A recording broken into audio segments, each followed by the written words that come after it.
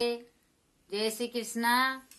मैं धर्मराय जी की कहानी सुनो छू, जुआर छू और धरती माता की सुनो छू, मूंगा छू, राय भगवान की सुनो छू, राय छू और ये सुनो छू गणेश जी की छू, गणेश जी की चावड़ा से सुनो छू और कहीं के बगैरह जी लुंगिया भगवान की सुनो छू, डूमड़ा जी की सुनो छू, थुड़चा माता जी की सुनो छू और राम लक्ष्मण की इशू सुन जो अंगूठी सुनो जो ये अंगूठी सुना था और यमराज जी की भी सुनो था, जुआर से सुनो था। राधे राधे, जय श्री कृष्ण। यमराज जी की कहानी सुनाती हूँ मैं आज आप सबको। यह एक नगर में एक साहूकार अपनी पत्नी के साथ रहता था, लेकिन वह निसंतान थे। वह दोनों भगवान शंकर की पूजा करते थे। एक दिन पार्वती जी कहने लगी कि ये आपकी इतनी पूजा करते हैं कि आप इनकी इच्छा पूरी क्यों नहीं करते। शंकर जी कहते कि इन्हें संतान सुख नहीं है, इसलिए ये इतनी पूजा करते। पार्वती जी बोली कि आप इनके पुत्र क्यों नहीं दे देते। शंकर जी ने कहा इनके भाग्य में पुत्र का सुख ही नहीं है, लेकिन पार्वती जी नहीं मानी तो वह जिद करने लगी। शंकर भगवान बोले कि ठीक है, इन्हें पुत्र की प्राप्ति तो हो जाएगी, लेकिन वह केवल 12 वर्ष तक ही जीवित रहेगा। साहूकार शंकर पार्वती जी की बात सुनकर रजा था, पर कुछ समय बाद साहूकारनी ने पुत्र को जन्म दिया। लेकिन साहूकार को खुशी नहीं हुई, क्योंकि पूरे परिवार में इसका जश्न मनाया गया। पर उसका बेटा बड़ा हुआ तो साहूकारनी कहने लगी कि मैं अपने बेटे का ब्याह रचाऊंगी। साहूकार ने मना कर दिया, लेकिन वह नहीं मानी तो साहूकार ने उसे कहा कि हमारे बेटे की आयु केवल 12 वर्ष तक की है। साहूकार ने कहने लगी कोई बात नहीं, मैं इसका ब्याह करके अपने मन की तो कर लूंगी। साहूकार ने बेटे का विवाह कर दिया। घर में बहू आई, उन्होंने बहू को भी सारी बात बता दी, पर बेटी की आयु केवल 12 वर्ष की है। बहू ने कहा कि कोई बात नहीं, मेरे भाग्य में जो लिखा है वह होगा। अब तीनों मिलकर पूजा करने लगे। उनके हर रोज पूजा आरंभ कर दी। एक दिन ऐसा भी आ गया कि लड़की की आयु पूरी हो गई।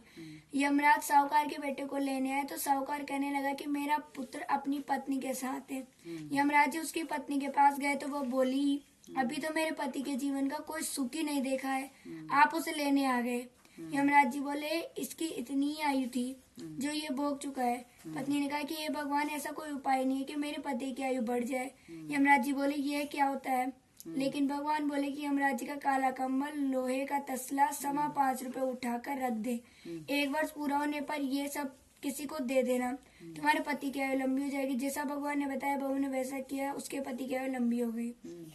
हे भगवान, कहने वाले सुनने वाले सबको, खाना देने वाले सब इच्छा पूर्ण करना। यमराज जी महाराज की जय, भगवान की जय हो। राम लक्ष्मण जी की कहानी सुनाती हूँ, सब सुनना। राम लक्ष्मण की कहानी। भगवान श्री राम और सीता और पितामह की आज्ञा से वनवास गए थे। रास्ते में सभी तीर्थों में गंगा, यमुना, वियतनामा, पित्त तर्पण, वन में कंदमूल, फूल, फल निकले हुए वन में अपना समय आरंभ करने लगे। कार्तिक का महीना आया। एक दिन लक्ष्मण जी ने राम जी की आज्ञा से फल फूल वाली माता सीता का वर्णन किया। तब माता सीता ने 4 पाटल वाले माता की बात कही थी। तब लक्ष्मण ने भाभी से पूछा हम 3 है, फिर 4 में क्यों? माँ सीता बोली एक पातल में गौ माता की है। राम जी लक्ष्मण जी गौ माता को पाटल रचित दी। तब राम जी ने सीता जी से पूछा कि आपने खाना शुरू क्यों नहीं किया? सीता माता बोली मेरी तो राम कथा स्वर्ण के नियम के अनुसार मैं राम कथा पहले सुनती हूँ, फिर उसके बाद फल ग्रहण करती हूँ। तब राम जी बोले कि मुझे कथा सुना दो। लक्ष्मण जी बोले मुझे कथा सुना दो। तब सीता माता बोली कि आप तो मेरे पति और आप मेरे देवर हैं, आपको कैसे कह दूं? तब लक्ष्मण जी ने सोचा कि इस जंगल में कौन सी जगह है जहाँ लक्ष्मण जी ने अपनी माया से एक नगरी का निर्माण करवा दिया। उस नगरी में सब सुख सुविधाएं थी। उस नगरी में सब कुछ सोने की थे और इस नगरी का नाम सोन नगरी रखा था। सभी नगरों को घमंड हो गया, नगरी में कोई गरीब नहीं था। जब सीता अभी कुएं पर पानी लेने गई तो पनिहारों ने राम राम किया तो कोई नहीं बोली। देर से एक छोटी सी कन्या आई, सीता जी उनके राम राम बोली, कहा कि भाई राम कथा सुनेगी क्या? तब वह बोली कि मेरे तो घर पर सीता जी ने कहा है कि मेरे राम और पनियार ने राम राम मिले। तब लड़की बोली मेरा इंतजार कर रही है। वह बच्ची वहां से चली गई। तब माँ सीता क्रोध से सारी नगरी साधारण सी हो गई। जब बच्ची घर गई तो माँ बोली भाई ये क्या किया? तब लड़की बोली मेरे को तो पता ही नहीं है, वहाँ इस ऑटोमोबाइल कंपनी थी जिसमें मेरे राम और कथा सुनने के लिए बोली जाती है, पर वह कथा नहीं होती है। और उसने कहा कि वह उसकी माँ मन कर दिया, तब वह बोली कि आपकी आज्ञा तो कहानी सुनकर आती हूँ। जब वह बहू कुएं पर गई तो पानी सबसे कम और खाली कर दिया। तब सीता जी ने कहा कि तुम्हारे घर पर कुछ काम नहीं है क्या? तब माता जी बोली कि सारा काम करके आई हूँ। तब माँ सीता बोली मुझे प्यार से सुनाओ कहानी। अगर 3 बार हो तो मेरी राम कहानी सुनो। चंदन की दुकान मोतियार, राम कथा मारे हिवड़े रोआदार, राम कथा सुनो राम ने मनो, राम कहे तो परदेश में जाओ। सीता जी ने कहा, हे भाई, तूने मेरे मृत्यु लोक में मदद करी है, भगवान तेरे स्वर्ग लोक में रक्षा करेगा। अब सीता जी ने राम कथा बनाई। आओ राम बैठो राम, जलवरी जरी रे राम, केला री दातुन लाई राम, ठंडा जलभर लाई राम, संपादो पधारो राम, झल्ला टोपी लाई राम, कड़क किलंगी राम, स्वर्ण सिंहासन लाई राम, तापर आप विराजो राम, झालर रुकरा लाई राम, शंख ध्वनि करनो राम, हिवड़े हीरा सोवे राम, निरखता मन मोहे राम, खाली मिजाज का काम, जब बोलो जब श्री राम।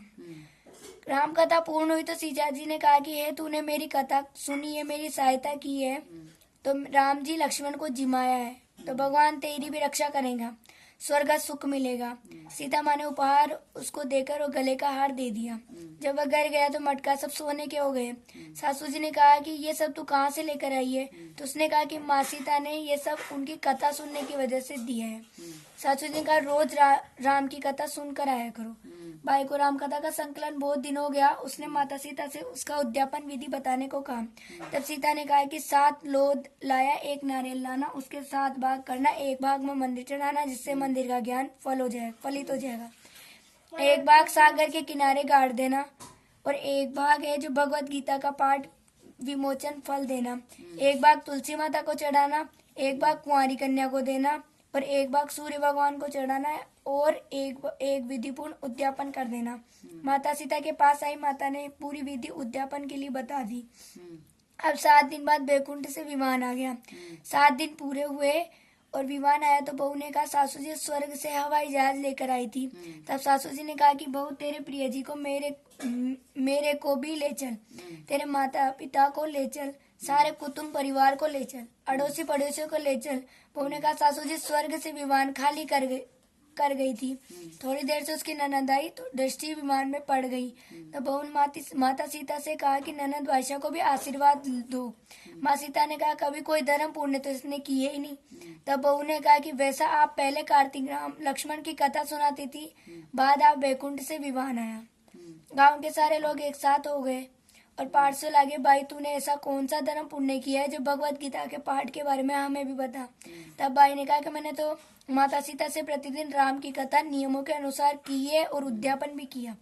तब संपूर्ण राम और लक्ष्मण की कहानी सुनने लगे। तब राम कथा लागी, सब नारी सुनने लगी।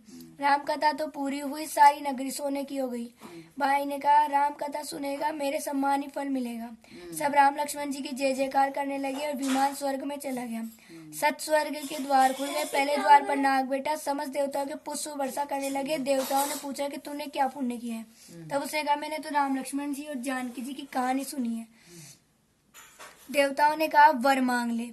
कहा कि मेरे तुझे सब सिद्धियां हैं, बस मुझे ये वर दो कि जो श्रद्धा की भक्ति और राम कथा राम लक्ष्मण जानकी की कहानी सुनेगा वह मेरे समान ही फल मिलेगा उसको। और देवता ने पुष्प वर्षा करते हुए तथास्तु कहा। चारों ओर राम राम की जय जयकार होने लगी। हे भगवान, जैसे राम उनको उस लोरी को टूटा वैसे सबको टूटना है। जय बोलो राम लक्ष्मण भगवान की जय।